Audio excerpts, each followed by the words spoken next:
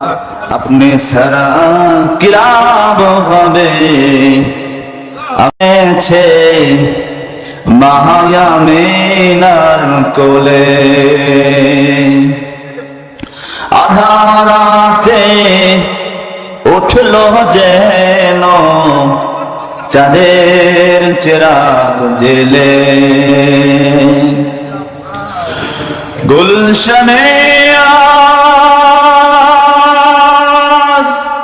বুলবুলিরা গাইছে রে শিরিন কালাম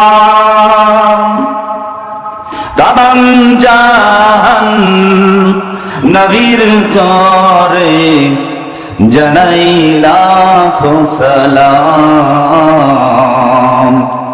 জানাই লাখো সালাম بلغ العلا بكماله كشف الدجى بجماله حسنت جميع خصاله صلوا عليه وآله তায়েফের জমিনে পাথরের আঘাতে রক্ত ঝরেছে তোমারই গায়েতে তথাপি করেছ নাজাতের দোয়া দাও গো প্রভু তাদের ক্ষমা করে বলগল উলাবি কামালিহি কাশাফাদ দুজা বিজামালিহি حسنت جميع خصاله صلوا عليه وآله আমি কোরআনের সুর মাঝে শুনেছি যে নাম আজানের সুর মাঝেও শুনেছি ও নাম আমি কোরআনের সুর মাঝে শুনেছি যে নাম আজানের সুর মাঝেও শুনেছি ও নাম শুনেছি আমি আমার হৃদয় হে রাসূল নবীজি তোমায় হে রাসূল নবীজি তোমায় ও নামে এত জাদু এত মধুময় ও নাম নিয়ে ফুল সুরভি ছড়ায় ও নামে এত জাদু এত মধুময় ও নাম নিয়ে ফুল সুরভি ছড়ায় ও নামের সুর তুলে শুধু গে যেতে চাই হে রাসূল নবীজি তোমায় হে রাসূল নবীজি তোমায় আরশের বুকে লেখা ও মধুর নাম তামাম আলম কুল জানাই সালাম ও নাম ব্যথিত মানবতা খুঁজে ফিরে হায় হে রাসূল নবীজি তোমায় হে রাসূল নবীজি তোমায় আল্লাহকে যারা ডাকিবে ভাবে আল্লাহর আপন তারাই হবে ঠিক কিনা বলেন আল্লাহকে যারা ডাকিবে ভাবে আল্লাহর আপন তারাই হবে ইহকালে শান্তি পরকালে মুক্তি ইহকালে শান্তি পরকালে মুক্তি দিবেন মোদের আল্লাহ তাআলা। জোরে লা। এই সকল বান্দাদেরকে দুটা শাস্তি দান করবেন, যার দুটা শাস্তির মধ্যে একটা শাস্তি হবে এই দুনিয়ায় তার জীবনে কোনো বরকত থাকবে না, তার জীবনে কোনো শান্তি থাকবে না, তার জীবনটা হবে সংকীর্ণ জীবন, তার পারিবারিক ভাবে সে সমস্ত বিভিন্ন টেনশনে ভুগবে, অশান্তিতে ভুগবে, তার কোটি কোটি টাকা থাকতে পারে, কিন্তু আল্লাহ রাব্বুল আলামিনের কোরআন কারীমের মাহফিল থেকে, কোরআনকে প্রতিষ্ঠা করার আন্দোলন থেকে যারা বেমালুম গাফিল থাকবে, উদাসীন থাকবে, ভুলে যাবে, আল্লাহ রাব্বুল আলামিন এই দুনিয়ায় তাদেরকে সংকীর্ণ দান করবেন। জোরে বলুন নাউজুবিল্লাহ। আর 2 নম্বর শাস্তি হচ্ছে কিয়ামতের ময়দানে আল্লাহ রাব্বুল আলামিন এই সমস্ত ব্যক্তিদেরকে আল্লাহ তাআলা অন্ধকারে উঠাবেন। জোরে বলুন নাউজুবিল্লাহ। ক্বালা রাব্বি লিমা হাশারতানি আ'মা। সেদিন এই সমস্ত ব্যক্তিরা বলবে, আল্লাহ রাব্বুল আলামিন, দুনিয়ার বুকে আমরা তো চক্ষুষ্মান ছিলাম, আমরা দেখতে পাইতাম, আজকে হাসরের ময়দানে, কিয়ামতের ময়দানে আমাকে কেন অন্ধ করে উঠালে, কানা করে উঠালে, আমরা কেন দেখতে পাই না?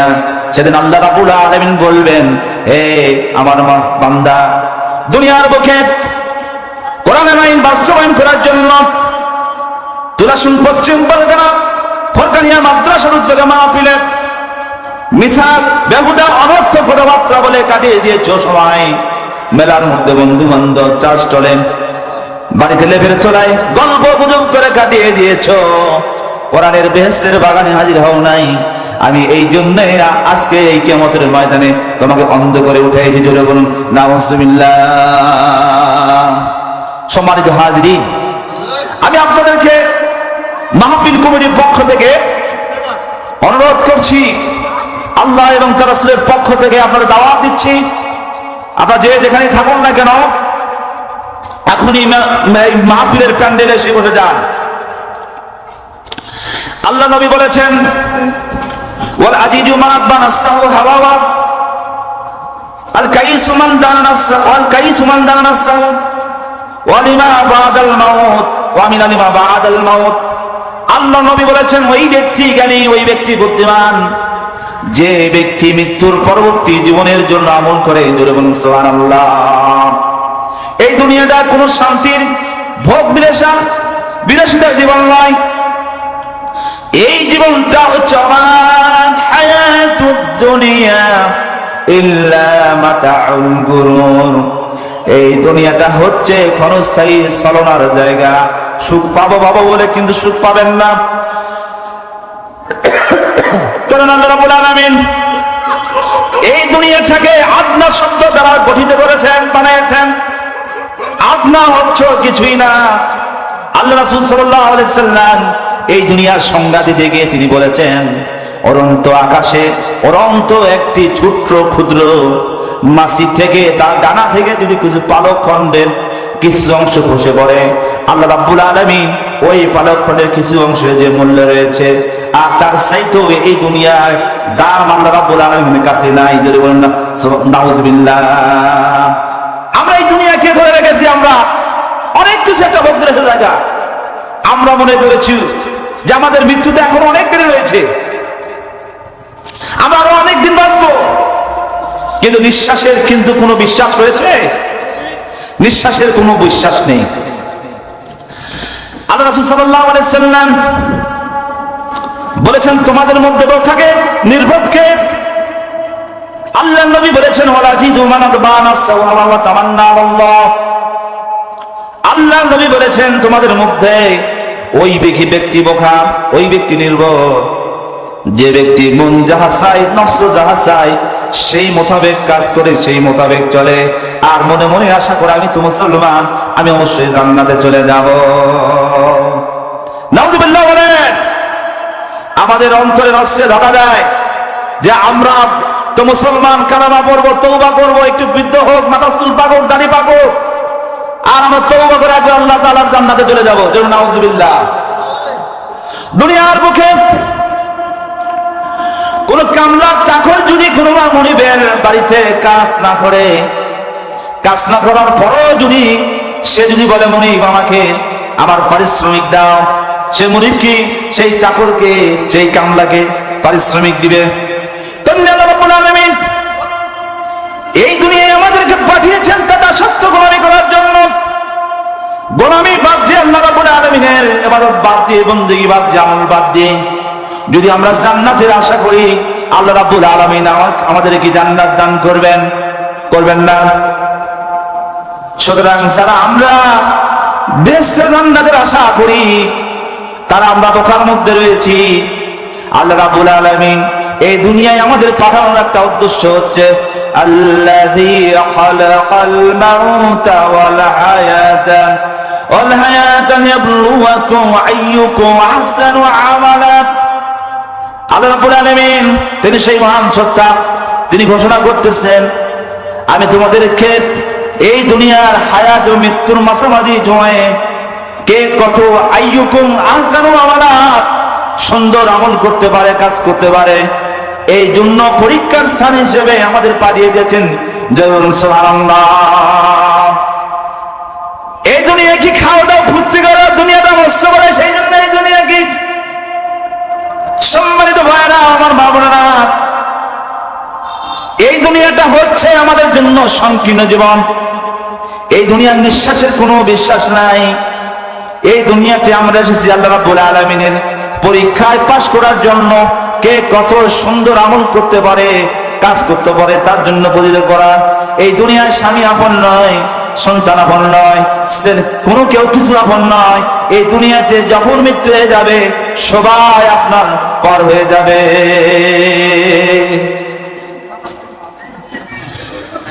আল্লাহ রাব্বুল আলামিন এই দুনিয়ায় আমাদের পাঠিয়েছেন আল্লাহ রাব্বুল আলামিনের হুকুম, বিধান, আইন বাস্তবায়ন করার জন্য তার রাসূলকে প্রেরণ করেছেন। ওয়াল্লাযী আরসালাহু বিল হাক্কি বিল হুদা আরসালাল্লাযী আরসালাহু বিল হাক্কি বাশ। আল্লাহ রাব্বুল আলামিন রাসূলকে পাঠানোর একমাত্র উদ্দেশ্য হচ্ছে তার হাবিবকে পাঠিয়েছেন বিল হুদা, হেদায়েত দিয়ে পাঠিয়েছেন, এবং সত্য কিতাব দিয়ে পাঠিয়েছেন, আল কোরআন দিয়ে পাঠিয়েছেন। লিযহিরাহু আলাদ-দ্বীন, দুনিয়ার সমস্ত মতবাদের উপরে, সমস্ত ধর্মের উপরে একমাত্র ইসলামকে বিজয়ী করার জন্য আল্লাহ রাব্বুল আলামিন পাঠিয়ে দিয়েছেন। আলাদ-দ্বীনি কুল্লিহি ওয়ালাউ কারিহাল কাফিরুন। এই আয়াতটি আল্লাহ রাব্বুল আলামিন তিনটা সূরার মধ্যে আল্লাহ রাব্বুল আলামিন নাযিল করেছেন। কাফির মুশরিকরা যদি ইসলামের প্রতি চলার জন্য, ইসলামকে বিজয়ী করার জন্য, ইসলামী আইন বাস্তবায়ন করার জন্য আল্লাহ রাব্বুল আলামিন এই যে নির্দেশ দান করেছে, কাজ করতে যায় যে যদি কাফের বেঈমান মুশরিকরা যদি নারাজ হয়ে যায়, অসন্তুষ্ট হয়ে যায়, তাও কিছু করার নেই। তবে মুমিনদেরকে ঈমানের পরীক্ষায় দিতে হবে। জোরে বলুন ঠিক কিনা? আল্লাহ রাব্বুল আলামিন যুগে যুগে ইসলামী আন্দোলনের কর্মীদের ত্যাগ কুরবানি পরীক্ষা আল্লাহ রাব্বুল আলামিন নিয়েছেন। এই জন্য কোরআন কারীমে আল্লাহ রাব্বুল আলামিন বলেছেন, আম হাসিবতু আন তাদখুলুল জান্নাতা ওয়ালাম্মা ইয়াতিকুম মাসালুল লাযীনা খালাউ মিন ক্বাবলিকুম। আল্লাহ রাব্বুল আলামিন বলেছেন, তোমরা কি মনে করে নিয়েছো যে তোমরা অতি সহজে জান্নাতে যাবে? ওয়ালাম্মা ইয়াতিকুম মাসালুল লাযীনা খালাউ মিন ক্বাবলিকুম। অথচ এখন পর্যন্ত তোমাদের উপর, তোমাদের পূর্ববর্তী নাই বিপদ আবর্তিত হয় নাই। মাসাদুহুমুল বাসাআ ওয়াদ-দারা ওয়াল জুলজিলু হাত্তা ইয়াকুলুর রাসূল। পূর্ববর্তী রাসূল পয়গম্বরদের উপর, তার উম্মতের উপর এমন কঠিন বিপদ মুসিবত আবর্তিত হয়েছিল, তেমন কি নির্যাতনে, অত্যাচারে তারা জর্জরিত হয়ে করে দেওয়া হয়েছিল। তারা বলে ঘোষণা দিয়েছিল যে ওয়াল্লাযীনা আমানু মাআহু মাতা নাসরুল্লাহ। এমনকি শেষ পর্যন্ত তদানীন্তন রাসূল এবং তার সঙ্গী সাথীগণ আত্মনাদ করে বলেছিলেন, আল্লাহর সাহায্য কখন আসবে? মাতা নাসরুল্লাহ, আল্লাহর সাহায্য কখন আসবে? আলা ইন্না নাসরুল্লাহি করিব। তখন তাদেরকে সান্ত্বনা দিয়ে বলা হয়েছিল যে আল্লাহর সাহায্য অতি নিকটবর্তী। আল্লাহ নবী সাল্লাল্লাহু আলাইহি ওয়াসাল্লাম একদিন কাবা ঘরের ছায়ায় তিনি বিশ্রাম নিচ্ছিলেন। তিনি তার ডান হাতটা তার ডান পাশে দিয়ে তিনি অর্ধশায়িত অবস্থায় ছিলেন। এমন সময় খাব্বাব খুবাইব তারা বসে, ইয়া রাসূলুল্লাহ, ইয়া হাবিবাল্লাহ, আমরা তো কাফির বেঈমানদের নির্যাতনে জুলুমে আমরা শেষ হয়ে যাচ্ছি, আপনি কি আল্লাহর দরবারে আমাদের জন্য দোয়া করবেন না? আল্লাহ কেন আমাদের উপর সাহায্য করতেছে না? আল্লাহ নবী সাল্লাল্লাহু আলাইহি ওয়াসাল্লাম অর্ধশায়িত অবস্থা থেকে উঠে বসলেন। আল্লাহ রাসূল সাল্লাল্লাহু আলাইহি ওয়াসাল্লামের চেহারাখানা লাল রক্তিমা বর্ণ ধারণ করলো।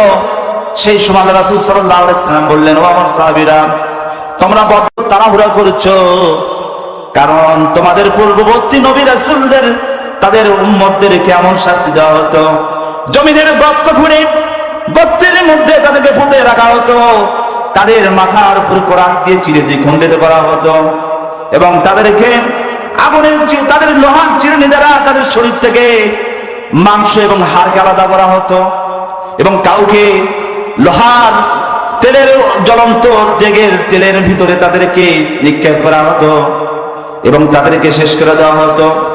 আমার সাহাবীরা, এমন এক সময় আসবে সানা থেকে হাজরা মাউত পর্যন্ত যে জায়গাটা বর্তমান বিজ্ঞানীরা গবেষণা করে দেখেছেন 1200 কিলোমিটার, মক্কা থেকে 1200 কিলোমিটার, এবং সানা থেকেও 1200 কিলোমিটার হাজরা মক্কা, এবং সানা থেকেও 1200 কিলোমিটার।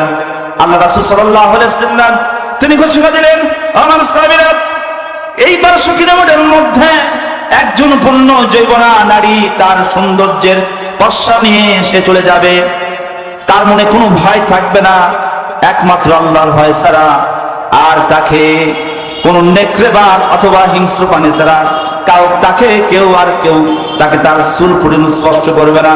জোরে বলুন আল্লাহু আকবার। সম্মানিত ভাইরা, জুলুম নির্যাতনের পরে আল্লাহ রাব্বুল আলামিন এমন একটা সমাজ রাষ্ট্র আবর্তিত করে দেন, সেই সমাজ থেকে আল্লাহর রহমত বরকত বর্ষিত হয়ে যায়, আর সেই সময়ের পরেই আসে শান্তি। আর সেই সময়ের পরেই যদি বান্দারা কোরআন হাদিস থেকে গাফিল হয়ে যায়, তবে আল্লাহ রাব্বুল আলামিন ওই সমাজের সবচেয়ে বড় জালেম, মৃত্যু, সন্ত্রাসী, নৈরাজ্যবাদীদেরকে রাষ্ট্রের ক্ষমতায় বসায় দেন। জোরে বলুন নাউজুবিল্লাহ। বাংলার জমিনে 90% মুসলমান থাকার পরেও, এই দেশে 90% মুসলমান থাকার পরেও 54 বছরে আল্লাহর কোরআনকে আমরা রাষ্ট্র ক্ষমতায় কখনো পাশ করতে পারি নাই, আদিষ্ট করতে পারি নাই, কারণ আমাদের ভিতরে দলাদলি বিভিন্ন ধরনের, আমরা ফতুয়ার সন্ত্রাসী স্বীকার করি, যারা চাঁদাবাজ সন্ত্রাস বাটপার তাদের বারবার ক্ষমতায় ভোট দিয়া নির্বাচন করে ক্ষমতার চেয়ারে বসায় দেই। আর আমরা বলি যে এই দুনিয়ায় যে দল আসবে সেই দলই মানে এই দেশটাকে তারা চুরি চামারি চাঁদাবাজি করবে। কিন্তু না, আল্লাহ রাব্বুল আলামিন তার কোরআনের বিধান কায়েমের জন্য এদেশে ইসলামী দল রয়েছে, আর তাদেরকে যে বিধান দেয় সেই মোতাবেক তারাই জমিনে আল্লাহর কোরআনের আইন বাস্তবায়ন করতে চায়। আর আল্লাহর কোরআনের আইন বাস্তবায়ন করার জন্য কে কে আছেন? হাত তোলেন। নারায়ে তাকবীর, নারায়ে তাকবীর। আসুক না যত বাধা, যত ঝড় সাইক্লোন, রাসূলের পথে মোরা চলবই, এ জীবন বাজি রেখে দিনের নিশান মোরা বাংলার আকাশে মোরাবই।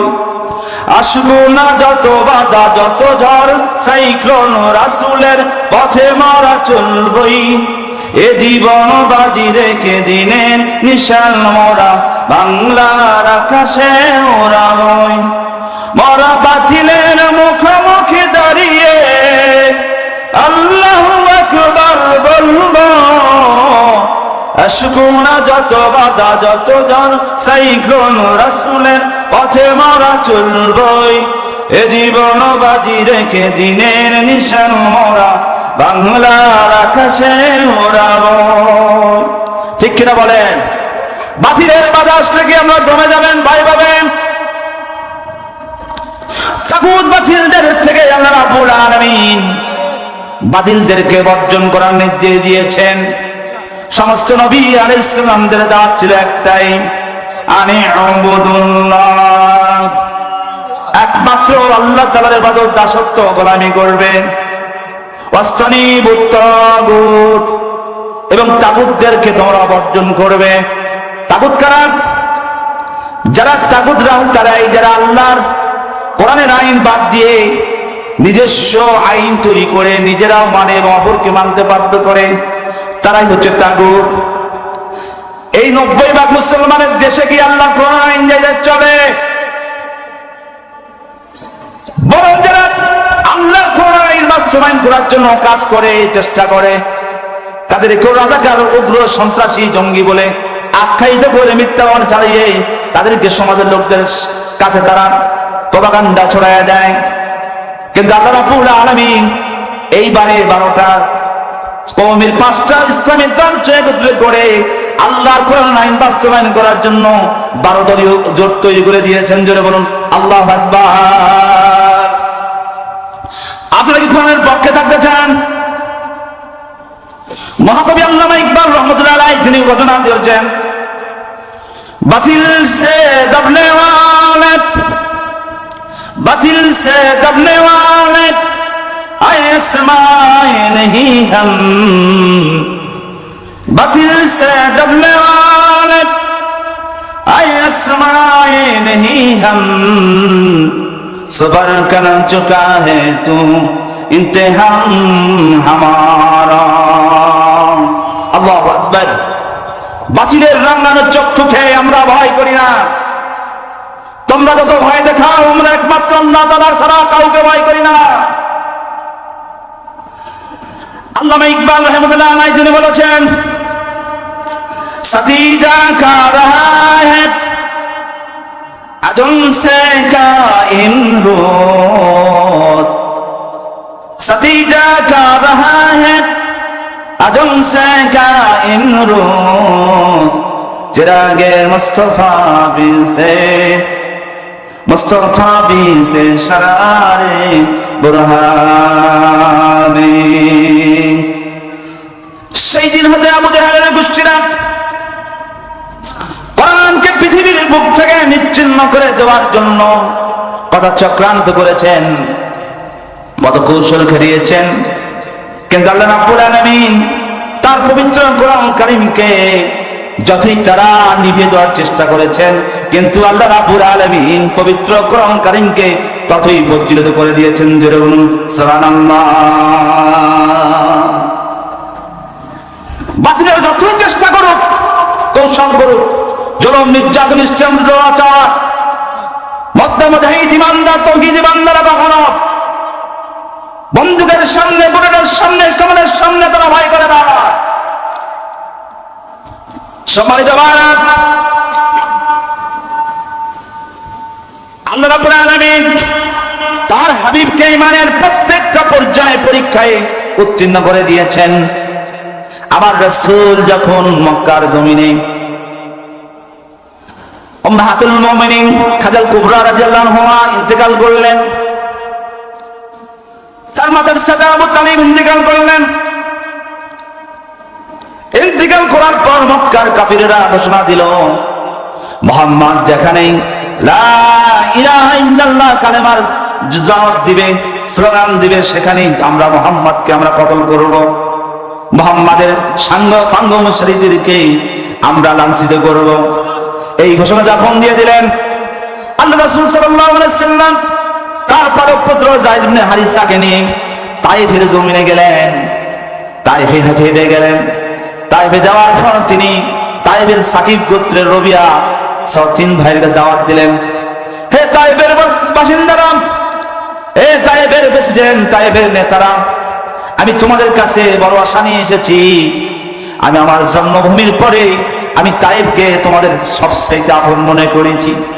শৈশবে এই জমিনে আমি খেলাধুলা করেছি, এই তায়েফের ময়দানে মাঠে আমি উঠ চড়িয়েছি, দুম্বা চড়িয়েছি, ছাগল চড়িয়েছি, তোমরা আমার কথা শোনো, তোমরা মেনে নাও, আমি সত্যিকারের নবী, তোমরা মেনে লা ইলাহা ইল্লাল্লাহু মুহাম্মাদুর রাসূলুল্লাহ সাল্লাল্লাহু আলাইহি ওয়াসাল্লাম। এই তিন ভাই এক ভাই জবাব দিলেন, মুহাম্মদ, আল্লাহকে মানুষ পায় নাই তোমার মতন একজন ইতিম নিঃস্ব অসহায় মানুষকে নবী বানাইয়া দিয়েছেন, তুমি আমাদের কাছে আসছো, তোমার সঙ্গে আমাদের কোনো কথা নাই, তুমি দূর হয়ে যাও। আরেক ভাইকে বললেন, ভাই আমি আসলে সত্যিকারের নবী, তাওরাত জবুর ইনজিলে যে নবীর ভবিষ্যদ্বাণী করা হয়েছে, আমি হলাম সেই নবী, তোমরা আমার কালেমা মেনে নাও। সেই ভাইটাও আল্লাহ রাসূল সাল্লাল্লাহু আলাইহি ওয়াসাল্লাম লাঞ্ছিত করে বিদায় করে দিলেন। বড় ভাইয়ের কাছে ছিলেন, বড় ভাইকে বললেন, আমি যেন আখিরি জামানার নবী জনাবে মুহাম্মদ রাসূলুল্লাহ সাল্লাল্লাহু আলাইহি ওয়াসাল্লাম তোমাদের কাছে দাওয়াত দিয়ে নিয়ে এসেছি, তোমরা দাওয়াত গ্রহণ করো। সে বলল, তুমি যদি সত্যিকারের নবী হয়ে যাও, তাহলে তোমার সঙ্গে যদি কথা বলি সেটাও আমার জন্য বিপদ, আর তুমি যদি মিথ্যা নবী হও, ভণ্ড নবী হও, তোমার সাথে কথা বলা যে কষ্ট সময় আমি ব্যয় করব, এই সময় যদি অনর্থক হয়ে যাবে, সময় অপচয় হয়ে যাবে, তুমি চলে যাও। আবার রাসূল সাল্লাল্লাহু আলাইহি ওয়াসাল্লাম তাইফের এই তিন নেতাকে বললেন, বাইরে আমি মক্কার জমিন থেকে মার খেয়ে নির্যাতন খেয়ে তোমাদের সামনে এসেছি, বাইরে তোমরা তাইফের কোনো মানুষকে বলে দিও না, আমি গোপনে নির্জনে আমি একাকী চলে যাচ্ছি, তোমরা কাউকে জানাই দিও না। আর এই তিন নেতা ভাই তারা তাইফের দুষ্ট কিছু লোক টোকাইছিল, লোকদেরকে বলে দিল যে এই মুহাম্মদকে আমার বাড়ি থেকে বের হওয়ার পর থেকেই তাইফের যে গলিতে বাবা সেই গলিতেই তোমরা তাকে মারবা, পাথর দিয়ে মারবা। আমার রাসূল সাল্লাল্লাহু আলাইহি ওয়াসাল্লাম তাইফের গলিতে যাইতেছিলেন, শিকারী কুকুর লেলিয়ে দিলেন, কুকুরে আল্লাহ রাসূল সাল্লাল্লাহু আলাইহি ওয়াসাল্লামের পায়ের সামনে এসে হু করে কেটে দিল। আল্লাহ রাসূল সাল্লাল্লাহু আলাইহি ওয়াসাল্লাম কুকুরকে বললেন, কুকুর রে, তাইফবাসী আমাকে চিনল না, কিন্তু তোমরা চিনলা। এরপর তাইফের দুষ্ট ছেলেরা হাতে পাথর নিয়ে আমার রাসূল সাল্লাল্লাহু আলাইহি ওয়াসাল্লামের চোখে মুখে নিক্ষেপ করেন। আমার রাসূল সাল্লাল্লাহু আলাইহি ওয়াসাল্লাম তাইফের জমিনে বলে যাচ্ছিলেন, তাইফের দুষ্ট লোকেরা আল্লাহ রাসূল সাল্লাল্লাহু আলাইহি ওয়াসাল্লাম দুই হাত ধরে উঠাইতেছিলেন, আবারও চোখে মুখে পাথর নিক্ষেপ করতেছিলেন। আল্লাহ রাসূল সাল্লাল্লাহু আলাইহি ওয়াসাল্লামের পালক ফুটে যায়, কে সাথে নিয়ে আল্লাহ রাসূল সাল্লাল্লাহু আলাইহি ওয়াসাল্লাম দূরে একটি বাগানে গেলেন, যাওয়ার পর বিশ্রাম নিলেন। আল্লাহ রাসূল সাল্লাল্লাহু আলাইহি ওয়াসাল্লামের কাছে জিবরাইল এসে বললেন, ইয়া রাসূলুল্লাহ, ইয়া হাবিবাল্লাহ, তাইফের জমিনের সমস্ত পাহাড় আইনি যত ফেরেশতারা আমার কাছে আরজ করেছে, আল্লাহর নবীকে যারা আঘাত করেছে আমাদেরকে হুকুম দিক, আমরা তাইফের এই পাহাড়গুলিকে, এই অবাধ্য, এই কাফের বেঈমান তাইফবাসীদের উপর চাপা দিয়ে দুনিয়া থেকে তাদের খতম করে দে। আমার রাসূল সাল্লাল্লাহু আলাইহি ওয়াসাল্লাম বললেন জিবরাইলকে, ভাই জিবরাইল, আল্লাহ রাব্বুল আলামিন আমাকে রাহমাতুল লিল আলামিন বানিয়েছেন, আমি এই জগতের জন্য রহমত, করুণা, দয়া, সাগর। আজকে যদি এই তাইফবাসীদেরকে পাহাড়ের চাপা দিয়ে হত্যা করে ফেলো, তাহলে তো তারা শেষ হয়ে যাবে, কিন্তু এমন একটা দিন আসবে যেদিন এই তাইফবাসীরা চোখের পানি ভরে কাঁদবে, কিয়ামত পর্যন্ত কাঁদবে। আল্লাহর নবী, আখির জামানার নবী, ইমামুল মুরসালিন জনাবে মুহাম্মদ রাসূলুল্লাহ সাল্লাল্লাহু আলাইহি ওয়াসাল্লাম আমাদের কাছে দাওয়াত নিয়ে এসেছিলেন, আমরা দাওয়াত গ্রহণ করি নাই, বরং নবীর শানে আমরা বেয়াদবি করেছিলাম, আর সেই জন্য সেদিন তারা হতাশা করবে। এবার ভাই জিবরাইল, আমি রহমতের নবী হিসেবে এই কথা আমি কখনো তোমাকে অনুমতি দিতে পারি না। আল্লাহ নবী সাল্লাল্লাহু আলাইহি ওয়াসাল্লাম তাইফের বাগানে অবস্থান করলেন। বাগানের মালিক দূর থেকে লক্ষ্য করলেন, বাগানের মালিক তার চাকর আব্দাসকে বললেন, এই দুই মুসাফিরকে একটু বাগানের আঙ্গুর এবং কিছু খাদ্য দাও। বাগান থেকে আঙ্গুর তুলে আমার রাসূলকে দেওয়া হলো। আমার রাসূল সাল্লাল্লাহু আলাইহি ওয়াসাল্লাম আঙ্গুরখানা হাতে নিয়ে বিসমিল্লাহির রহমানির রহিম বলে মুখে দিলেন। আব্দাস নাম চাকরটি আশ্চর্য হয়ে গেলেন, তিনি বললেন, আমি তো আরবের মধ্যে কাউকে খাওয়ার শুরু করলেন, তুমি আমার ভাই এবং আল্লাহ নবীদের সাথে আল্লাহ নবীদের একটা যোগাযোগ থাকে, সম্পর্ক থাকে। আমি বুঝতে পেরেছি, আমি জানতে পেরেছি তুমি হলেন বনী ইসরাইলের একজন বংশধর, আর আমি নবী হয়ে এই জন্য খাবার শুরুতে বিসমিল্লাহির রহমানির রহিম খেলাম। লোকটি তখন অনুতপ্ত হয়ে বললেন, আহে নবী, আপনি যদি আখিরে জামানের নবী হন তাহলে আমার হাতে আমাকে পড়ায় দেন কালেমা লা ইলাহা ইল্লাল্লাহু মুহাম্মাদুর রাসূলুল্লাহ সাল্লাল্লাহু আলাইহি ওয়াসাল্লাম। দূর থেকে বাগানের মালিক দেখার পর রাগান্বিত হয়ে তার চাকরকে ঘোষণা করলেন। আল্লাহ রাসূল সাল্লাল্লাহু আলাইহি ওয়াসাল্লাম তিনি মক্কায় ফিরে আসলেন। মক্কায় ফিরে আসার পর নিজের বাড়িতে তিনি রাত্রি যাপন করার মতন এত নিরাপত্তা মনে করলেন না। তিনি গৃহের পাশে উম্মে হানির গৃহে যে বাড়িতে যে রাত্রি যাপন করলেন। আল্লাহ রাসূল সাল্লাল্লাহু আলাইহি ওয়াসাল্লামের সমস্ত শরীর পাথরের আঘাত থেকে রক্ত ঝরেছে। আল্লাহ রাসূল সাল্লাল্লাহু আলাইহি ওয়াসাল্লাম খুবই অসুস্থ রয়েছেন, ক্লান্ত রয়েছেন। আমার আল্লাহ রাব্বুল আলামিন জিবরাইল আমিনকে বললেন, হে জিবরাইল আমিন, তুমি চলে যাও নবীকে আমার সঙ্গে দিদার সাক্ষাৎ করানোর জন্য, আমার আরশে মহল্লাকে ধন্য করার জন্য। আজকে রাতে আমি আমার হাবিবকে মেরাজে নিয়ে আসতে চাই। বলুন সুবহানাল্লাহ। আল্লাহ রাব্বুল আলামিন পবিত্র কোরআন কারীমের ভিতরে 15 পারায় প্রথমে বলছেন, সুবহানাল্লাযী আসরা বিআবদিহি লাইলাম মিনাল মাসজিদিল হারাম ইলাল মাসজিদিল আকসাল্লাযী বারাকনা লিনুরিয়াহু মিন আয়াতিনা। আল্লাহ রাব্বুল আলামিন ঘোষণা দিয়েছেন, পুত পবিত্র মহান আল্লাহ রাব্বুল আলামিন তার বান্দাকে, তার গোলামকে মসজিদুল হারাম মক্কা থেকে মসজিদুল আকসা ফিলিস্তিন পর্যন্ত তিনি ভ্রমণ করিয়েছেন। আল্লাহ রাব্বুল আলামিন কিছু বিশেষ বিশেষ নিদর্শন দেখাই দিয়েছেন। 7 আসমান পাড়ি দিয়ে, সিদরাতুল মুনতাহা পাড়ি দিয়ে, ৭০,০০০ নূরের পর্দা পাড়ি দিয়ে আল্লাহ রাব্বুল আলামিন জান্নাত জাহান্নাম দেখায়া দিদারে মোলাকাত করে তার উম্মতের জন্য হাদিয়া স্বরূপ 5 ওয়াক্ত নামাজ নিয়ে দুনিয়ায় এসেছেন। জোরে বলুন সুবহানাল্লাহ। আমরা সেই নামাজ পড়ি না। আল্লাহ রাব্বুল আলামিন নামাজের ব্যাপারে দেখানে বলেছেন, আকিমুস সালাত ওয়া আতুজ যাকাত, নামাজ পড়তেই হবে। আল্লাহর নবী বলেছেন, মান তারাকাস সালাত, যে ব্যক্তি ইচ্ছা করে নামাজ তরক করে নামাজ বাদ দেয়, মুতাআম্মিদান ফাকাদ কাফারা, সে ব্যক্তি স্বেচ্ছায় দিন থেকে বের হয়ে যায়, কুফরি হয়ে পড়ল। লা সালাতা, যার নামাজ নাই, লা দীনা, তার দিন নাই, ধর্ম নাই, সে ব্যক্তি কখনো নিজেকে মুসলমান দাবি করতে পারে না। আপনি নামাজ পড়লেন না আর বলছে আমি তো মুসলমানের ঘরের সন্তান, আমার তো খাতনা করানো মুসলমান, আমি তো জান্নাতে যাবই। এত সহজ নয়। মামু মরে লাগবে নয় জান্নাতে যাওয়া। জান্নাতে যেতে গেলে ইমানের পরীক্ষায় উত্তীর্ণ যাবে।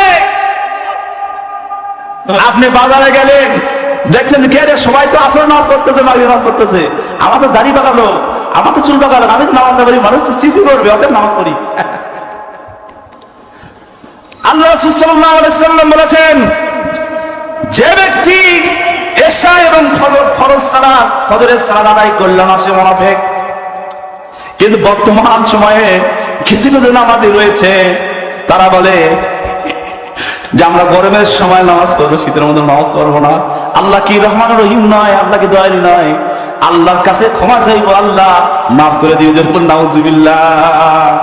ইচ্ছা করে, স্বেচ্ছায়, অলসতা করে আপনি পাপ করবেন, আর আল্লাহ আপনাকে মাফ করবেন।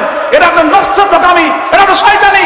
নফস আপনার কাছে হদায়, মন যাহা চায় সেই মতো আপনি কাজ করেন, ঠিক কিনা বলেন?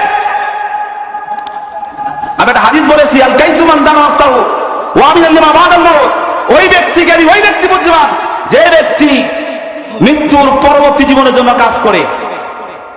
ওয়ালা জিজু মান আলবা নাফসাহু ওয়া তাআল্লামা আল্লাহ।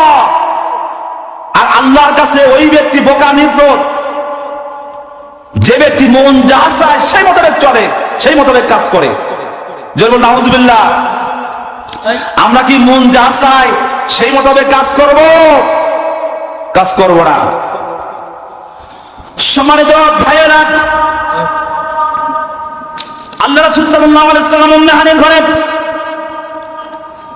শায়িত রয়েছেন।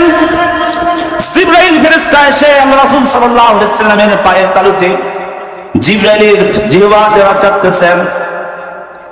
আল্লাহ রাসূল সাল্লাল্লাহু আলাইহি ওয়াসাল্লাম এত ক্লান্ত, তিনি একটু হুঁশ পান, তিনি একটু জাগ্রত হন, আবার তিনি ক্লান্ত শরীর ঘুমিয়ে যান। জিবরাইল আমিন আবার এসে আল্লাহ রাসূল সাল্লাল্লাহু আলাইহি ওয়াসাল্লামের পায়ের তালুতে তার জিহ্বা দ্বারা চাটেন। আল্লাহ রাসূল সাল্লাল্লাহু আলাইহি ওয়াসাল্লাম সুশ্রী পেয়ে আবার জাগ্রত হন। লাস্টের বেলা রাসূল সাল্লাল্লাহু আলাইহি ওয়াসাল্লামকে তিনি জাগালেন, সালাম দিলেন। সালাম দেওয়ার পর আল্লাহ রাসূল সাল্লাল্লাহু আলাইহি ওয়াসাল্লামকে বললেন, আল্লাহ রাব্বুল আলামিন আপনাকে তার একান্তরে দিদারে সাক্ষাতে নিয়ে যাওয়ার জন্য আল্লাহ রাব্বুল আলামিন আমাকে পাঠিয়েছেন। হে রাসূল, আপনি উঠুন, আপনি বোরাকে চড়ুন, আপনি আমার সঙ্গে মদিনায় যাবেন, বাইতুল মক্কাদে যাবেন, বাইতুল মক্কাদে সমস্ত নবীদের নামাজে আপনি ইমামতি করবেন। আমার নবী ঘুম থেকে জাগ্রত হয়ে মক্কার মসজিদুল হারামে তিনি ওযু করলেন, 2 রাকাত সালাত আদায় করলেন, তিনি বরাবর চললেন, ইয়াসরি মদিনায় গেলেন, মরিয়ম আলাইহিস সালামের ঈসা আলাইহিস সালাম কবর জিয়ারত করলেন। করার পর বাইতুল মুকাদ্দাসে যেয়ে বর্তমান ফিলিস্তিনে যে তিনি মসজিদুল আকসা গেটের সাথে তার খুঁটির সঙ্গে তার বোরাকটা বাঁধলেন। মসজিদের ভিতর চলে গেলেন, যাবার দেখলেন অসংখ্য নবী রাসূল আলাইহিস সালাম সবাই দাঁড়িয়ে রয়েছেন। জিবরাইল বললেন, ইয়া রাসূলুল্লাহ, ইয়া হাবিবাল্লাহ, এই নামাজের ইকামাত হয়ে গেছে, আপনি আজকে এই নামাজের ইমাম, আপনি সামনে চলে যান, সকল নবীদের রাসূলদের ইমামতি করে আল্লাহ রাব্বুল আলামিন আজকে আপনাকে লকব লাগাই দিচ্ছেন, দিয়ে দিচ্ছেন, আপনি ইমামুল মুরসালিন, নবীদের সর্দার, নবীদের নেতাদের বলুন সুবহানাল্লাহ। আমার রাসূল সাল্লাল্লাহু আলাইহি ওয়াসাল্লাম মৃত্যু কুয়ার পাশে গেলেন। মৃত্যু কুয়ার ভিতরে হাত দিলেই সঙ্গে সঙ্গে মৃত্যু খুব জীবন্ত হয়ে যায়। আমার রাসূল সাল্লাল্লাহু আলাইহি ওয়াসাল্লাম মরুভূমি তপ্ত বালুকার মধ্যে পদচারণায় গেলেন। আকাশের মেঘমালা এসে আল্লাহ রাসূল সাল্লাল্লাহু আলাইহি ওয়াসাল্লামের মাথার উপর ছায়া দেয়। অরন্ত পাখিগুলো এসে আল্লাহ রাসূল সাল্লাল্লাহু আলাইহি ওয়াসাল্লামের মাথায় দাঁড়িয়ে বাতাস করেন। মৃত্যু গাছের নিচে আল্লাহ রাসূল সাল্লাল্লাহু আলাইহি ওয়াসাল্লাম বসলেন, মৃত্যু গাছ জীবিত হয়ে যায়। আল্লাহ রাসূল সাল্লাল্লাহু আলাইহি ওয়াসাল্লামের এত অলৌকিক মুজিজা আল্লাহ রাব্বুল আলামিন দান করেছিলেন, কিন্তু আল্লাহ রাব্বুল আলামিন কেন তার হাবিবকে তায়েফের ময়দানে রক্তাক্ত করলেন? রাতের অন্ধকারে মক্কার ঘর থেকে তাকে মদিনায় হিজরত করা লাগলো। উহুদের ময়দানে তিনি দাম শহীদ করলেন মার খেলে।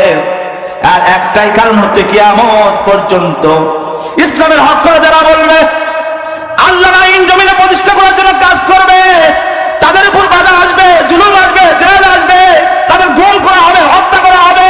তাই সমস্ত হত্যা করা হবে এই কারণে, একমাত্র হক পথে লাগার কারণে। ঠিক কিনা বলেন? আপনি যদি জেল দেওয়া হয়ে ঘোরেন, সবার কাছে ভালো হওয়ার চেষ্টা করেন, কোনো বাধা আসবে না। একদল বলে আমরা শরিয়া আইন বিশ্বাস করি না, আমরা এই দেশে আফগানিস্তানের মতন তালেবানি রাষ্ট্র আমরা হতে দিব না। আবার এক দলের নেতা বলে এই দেশে আমরা মধ্যযুগীয় আমরা আইন কানুনের দিকে আমরা ঠেলে দিতে পারি না। তাদের ইনকামের অস্ত্রই হচ্ছে, উৎসই হচ্ছে চাঁদাবাজি, দুর্নীতি, লুটপাট করা। ঠিক কিনা বলেন? তারা ভয় পায় ইসলাম যদি বাংলাদেশের রাষ্ট্রের মধ্যে আসে, তাহলে তাদের চাঁদাবাজি, দুর্নীতি, লুটপাট, নৈরাজ্য সমস্ত কিছু বন্ধ হয়ে যাবে। ঠিক কিনা বলেন? বাংলার মুসলমান কোন দল আপনাকে কামাই করে খাওয়াবে না, কিন্তু আপনি যদি মৃত্যুকে ভয় করেন, আল্লাহকে ভয় করেন, মৃত্যুর পরবর্তী জীবন যদি সুখে শান্তি থাকতে চান, আল্লাহ জান্নাত পেতে চান, তাহলে অবশ্যই আপনাকে ন্যায় অন্যায়, সাদা কালো চিন্তা ভাবনা করে আপনি কাজ করে ন্যায়ের পক্ষে, আদের বিবেককে খাটিয়ে আপনি সেই দলের পক্ষে আপনাকে সাপোর্ট করতে হবে। কিনা বলেন? সম্মানিত ভাইরা, আল্লাহ রাসূল সাল্লাল্লাহু আলাইহি ওয়াসাল্লাম মেরাজে গেলেন। মসজিদুল আকসা তিনি এখানে ইমামতি করলেন। সমস্ত নবী রাসূলদের মধ্যে বিশেষ বিশেষ জলিলুল পয়গম্বরগণ তারা কিছু বক্তৃতা দিয়ে আল্লাহ নবীকে সাল্লাল্লাহু আলাইহি ওয়াসাল্লামকে বরণ করে নিলেন। প্রথম আসমান, দ্বিতীয় আসমান, তৃতীয় আসমান, চতুর্থ আসমান, পঞ্চম আসমান, এইভাবে পাড়ি দিয়ে সিদরাতুল মুনতাহা পাড়ি দিয়ে আল্লাহ রাসূল সাল্লাল্লাহু আলাইহি ওয়াসাল্লাম একেবারে আল্লাহ রাব্বুল আলামিনের আরশে মুআল্লায় চলে গেলেন। যাওয়ার পর আল্লাহ রাব্বুল আলামিন আমার নবীকে বললেন, হাবিব আমার, দুনিয়ার কোন বন্ধু, কোন বিয়ে তারা চোর বাড়িতে, বন্ধুর বাড়িতে বেড়াতে আসলে সেই বাড়িতে কিছু না কিছু নিয়ে আসে। আপনি যে আমার বাড়িতে এসেছেন, আপনি আমার জন্য কি নিয়ে এসেছেন? জোরে বলুন সুবহানাল্লাহ। আল্লাহ রাসূল সাল্লাল্লাহু আলাইহি ওয়াসাল্লাম বলেন, আত্তাহিয়াতু লিল্লাহি ওয়াস সালাওয়াতু তাইয়্যিবাত। আল্লাহ রাব্বুল আলামিন, আমি তো আপনার জন্য কি আনবো? আপনার জন্য সমস্ত পবিত্রতা, হামদ, গুণকীর্তন, প্রশংসা একমাত্র তোমার জন্যই আমি উপস্থাপন করছি। জোরে বলুন সুবহানাল্লাহ। আল্লাহ রাব্বুল আলামিন বলেন, আসসালামু আলাইকা আইয়ুহান নাবিয়্যু ওয়া রাহমাতুল্লাহ। বললেন, হে নবী, আপনার উপরে শান্তি বরকত বর্ষিত হোক। আমার রাসূল সাল্লাল্লাহু আলাইহি ওয়াসাল্লাম বললেন, ও আল্লাহ রাব্বুল আলামিন, কিয়ামত পর্যন্ত আমার উম্মতেরা দুনিয়ায় আসবে, তারা কান্নাকাটি করবে, আমরা নবীকে দেখতে পারলাম না, শুধুমাত্র আমি নবী, একমাত্র আমার উপর রহমত বর্ষিত হবে, শান্তি বর্ষিত হবে। এটা আমি চাই না। আল্লাহ রাব্বুল আলামিন আমার সমস্ত গুনাহগার উম্মতের উপরে শান্তি বর্ষিত হবে। আল্লাহ রাব্বুল আলামিন ঘোষণা দিয়ে দিলেন, আমার তাহের নবী আপনার উপরে এবং সবার উপর শান্তি বর্ষিত হোক। নারায়ণ জোরে বলুন সুবহানাল্লাহ। সম্মানিত উপস্থিতি, আমার